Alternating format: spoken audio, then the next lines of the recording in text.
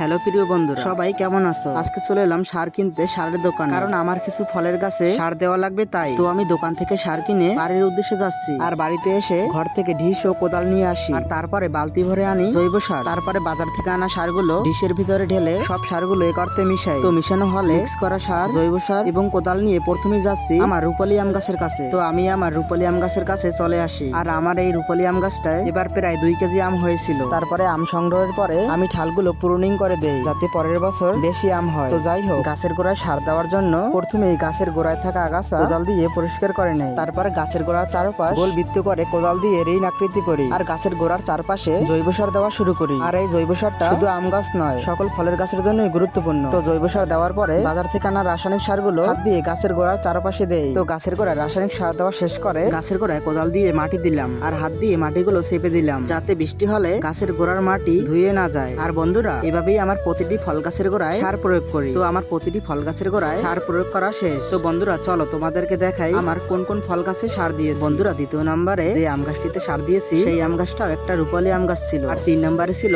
কাটিমন আম গাছ, আর 4 নম্বরে ছিল একটা মিষ্টি কাঁঠাল গাছ। আর বন্ধুরা, এই কাঁঠাল গাছটা কিন্তু আমার নিজ হাতে কলম করে লাগানো। আর 5 নম্বরে ছিল আমার ব্যানানা ম্যাঙ্গো আম গাছ। আর সবার শেষে সার দিলাম আমার মিষ্টি আমড়া গাছে। আর বন্ধুরা, এই সকল গাছগুলোই কিন্তু আমার নিজ হাতে লাগানো। আর কাজ শেষ করে আমি বাড়িতে চলে গেলাম। আর ভিডিওটা এই পর্যন্তই ছিল।